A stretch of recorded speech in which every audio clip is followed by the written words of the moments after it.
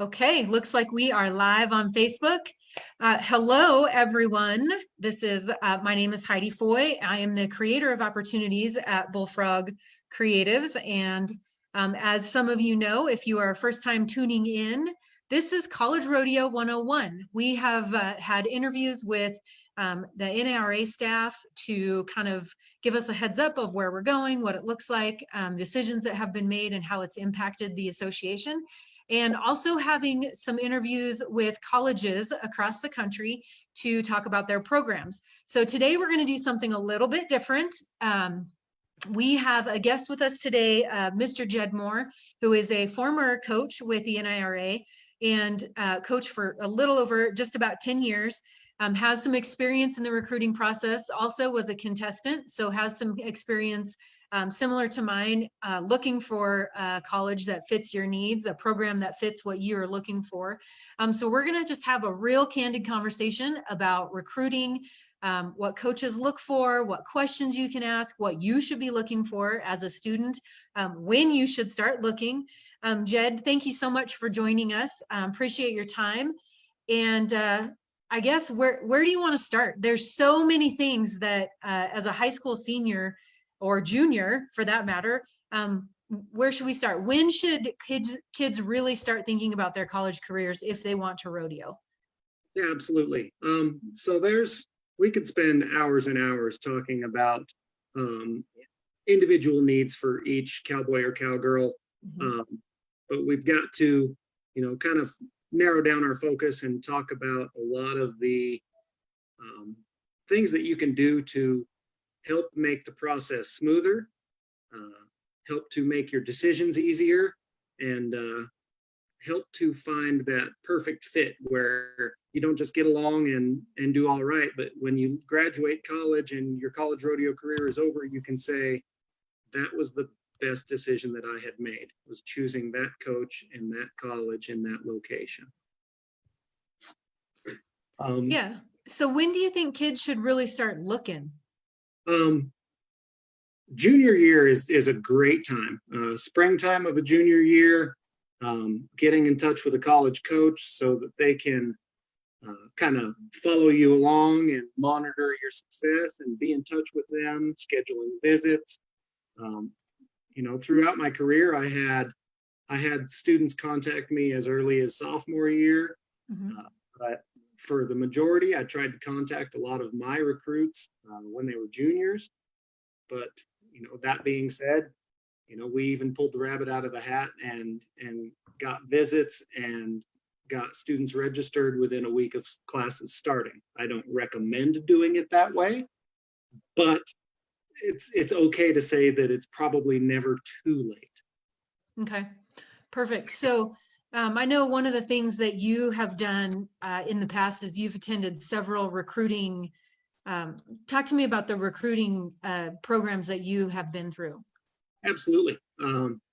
I have attended as a spectator and also been a guest speaker at multiple of the national collegiate recruiting conferences. They've been held all over the country, in Nashville and Boston, North Carolina, on the campus of Duke. That was really cool. But getting to visit with and speak to college coaches from all different sports, all different levels of colleges, from D1, D2, D3, university, junior colleges, and finding out what works best for recruiting from a coach's perspective. From having the opportunity to do that, I also got to see and tailor my own recruiting around what was going to work well for student athletes and for their parents. So what do you say? I mean, when they're just starting out, I guess, how do they decide between what schools they want to go to? I mean, do you suggest they pick a certain number and kind of narrow it down a little bit? I mean, what would you say is the first step? Absolutely. Before you make any decisions, I want every student athlete to know that this is their decision. A lot of students will make a decision because their mother or father went there, or their aunts or uncles, or their best friend. But just because their best friend attends there or somebody that you know went there doesn't mean it's going to be a great fit for you. The number one decision, because this is college rodeo and they are student athletes, I believe that the number one question that you need answered by your prospective school is, what is their course of study that you want to pursue post college, post rodeo? Where do you want to go if you want to be a veterinarian? There are a handful of rodeo colleges that have fantastic vet schools. Are you going to get your gen eds out of the way for 2 years at a junior college before transferring on to a 4-year school? These are a handful of questions that you should probably try and answer before you start. Otherwise, you're kind of going to be spinning your wheels and bouncing around and looking at a lot of different places. If they don't have what you want to study, it's probably not going to be the school for you. Right. All Sorry to interrupt you. Oh, no worries. All of that being said, and this is really common also, is it's okay if you don't know. Definitely. I was a declared major for 3 semesters before I decided what I wanted to go to school for. That's okay. Yeah. And I think, so if you are definitely interested in attending college and you want to rodeo in college, then a really good place to start would be to look and see what colleges have rodeo programs. And I would add that just because it's not, so clearly you can go to collegerodeo.com and see which schools are participating with the NARA. And I would also add that there may be some logistical things that I'm not aware of, but just because it's not on that list doesn't mean that you couldn't still participate in rodeos in that region. But that's a real good place to start. And then you can do exactly what Jed's talking about, like kind of narrow those down into your specific area of academic desire or what you have the interest in. I would say with your background, Jed, what do you think specifically, or what were you looking for? What are coaches looking for in student athletes? The number one question, the first question that I ask any prospective student, what are they interested in studying? And we just covered that. And the next one is, what is your GPA right now? I want to know what type of student you are right now. Am I going to automatically take you off of my list if you've got a 2.0 GPA? No, I'm not. But it also gives me an idea of where your academic workload, what your work ethic is in school.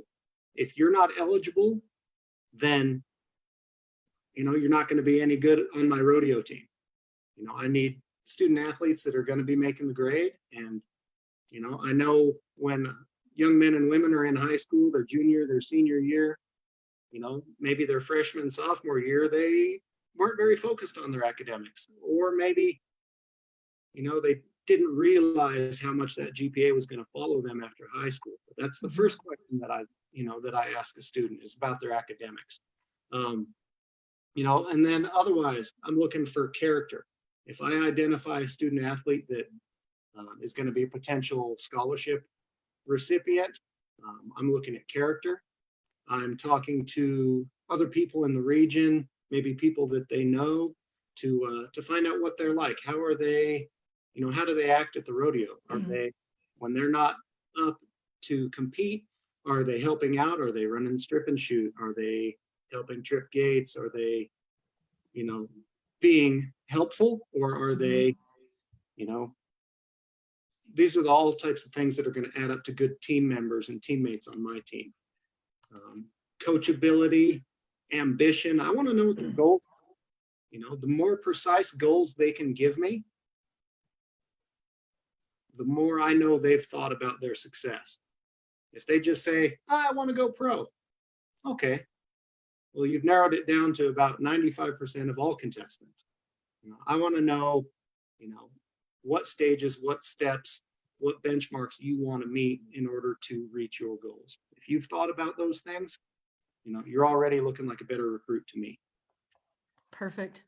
So, with this season being so different. Some ideas that I see in your presentation here are sending YouTube videos. Sending videos, I feel like, is going to be real crucial this year.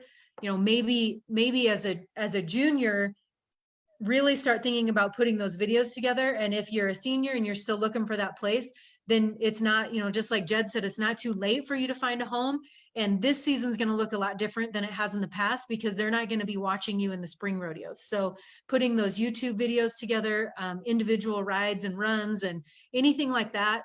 Also, I see you have on here your social media presence. And I can tell you for a fact that not only are coaches looking, but if you're looking for jobs, they're looking at your social media more than ever right now.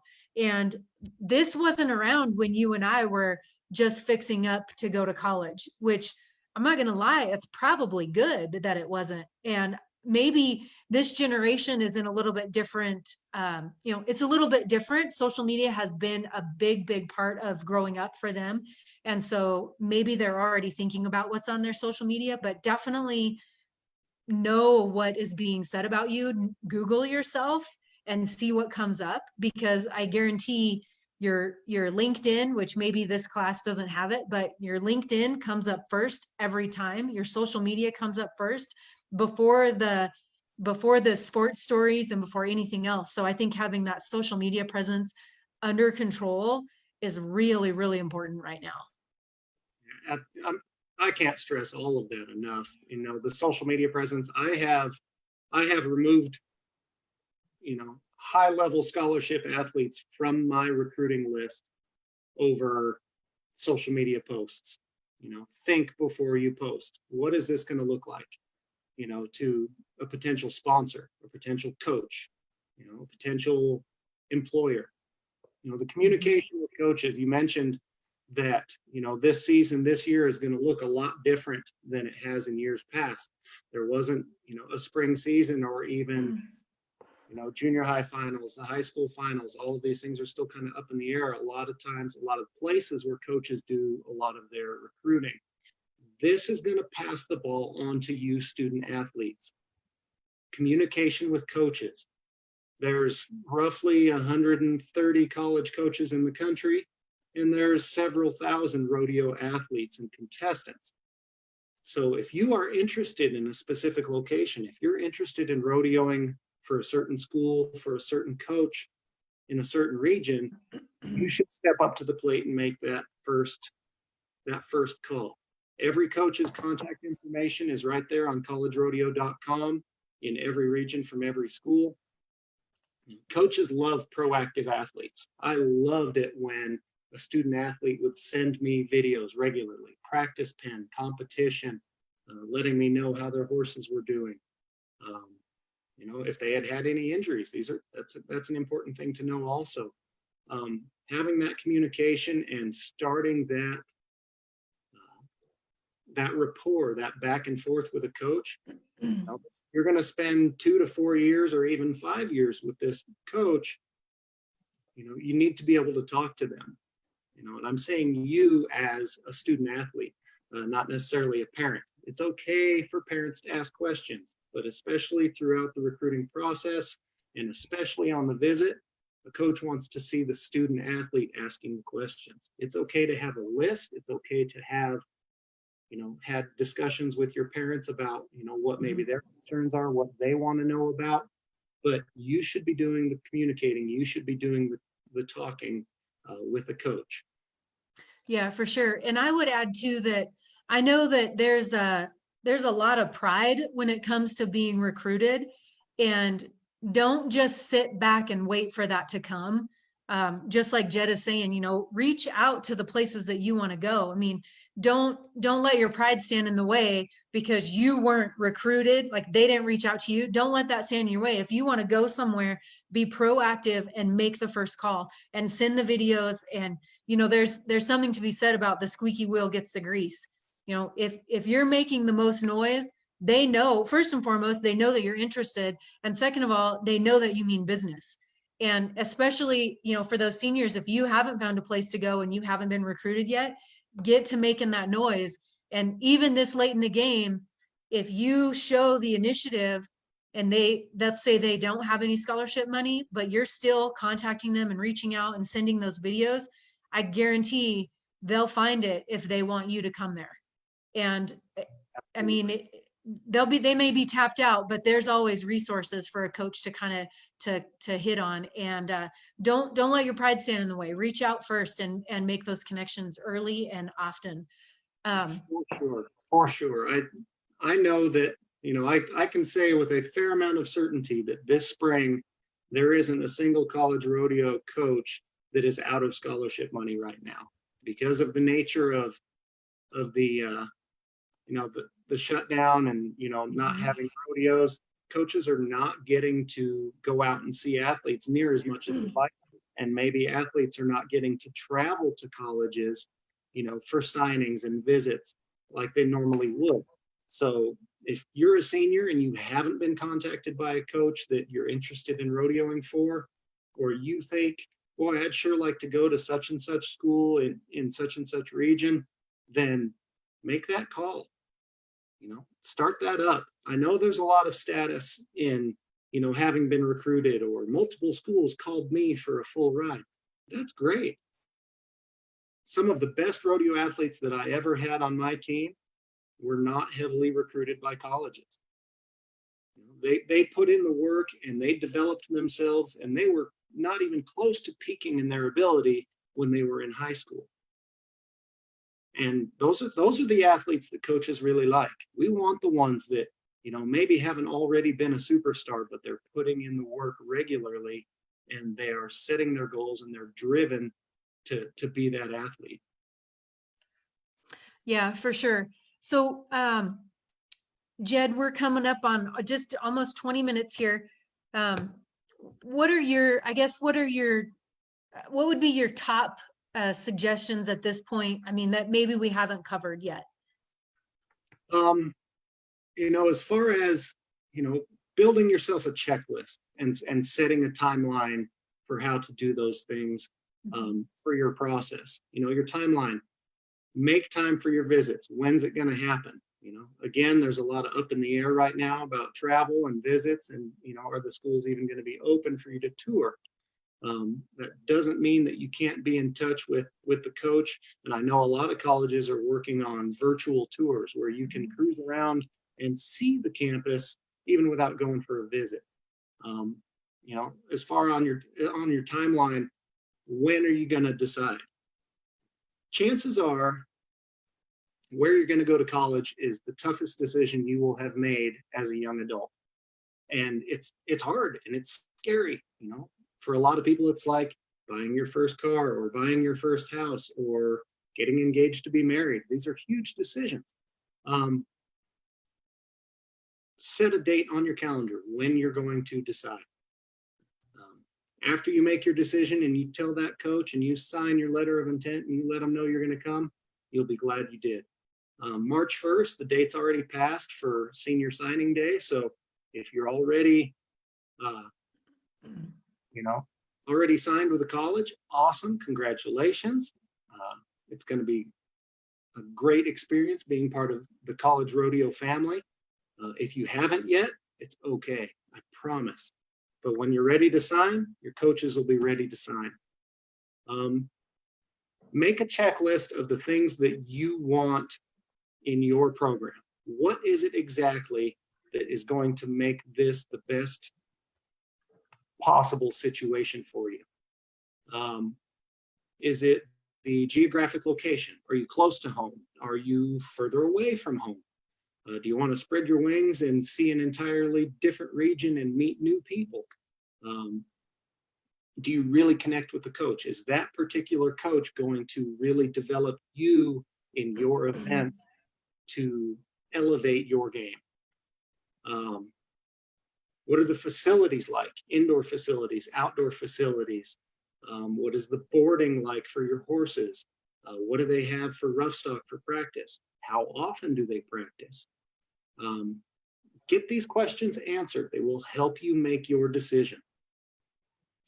Yeah, definitely. Something that is maybe hard to tell just from especially if you can't go to the school or you can't go to maybe a practice or something like that. But I think team culture is really important. I know one of the things that I experienced, and I didn't understand it as a freshman, but once I was a freshman and sophomore, and I got to see how some of these other teams interacted, and some of the they were more of a family than just a team. Like once I got in it, then I realized that there's so many more things that I can be looking for when I make the transition from junior college to the next, to a 4-year. And so, I think definitely something to think of if you really enjoy the team atmosphere and the camaraderie with the team.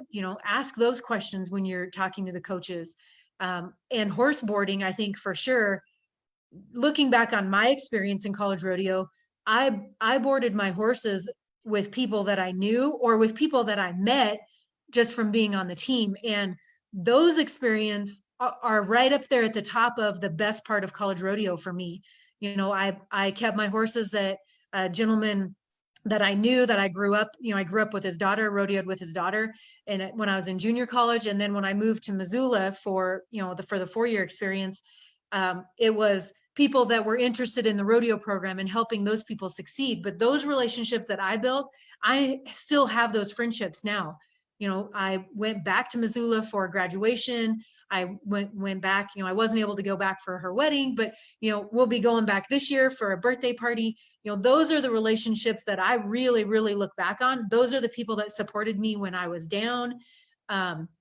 So I think, and for that, furthermore, that's the reason that we board horses, allow kids to board their horses at our place, because I wanted to be that for somebody else. So I think there's a lot of things that maybe kids won't think about, but that I think about very fondly when I think about my experience in college rodeo. And so, I think I see on your list here the local feed source. There's so many different things that go into it.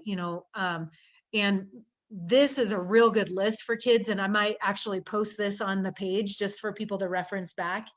For sure. If anybody wants to contact you or contact me to have this presentation, for those of you playing the home game, we've got the PowerPoint presentation. I have given this presentation at multiple state high school finals rodeos.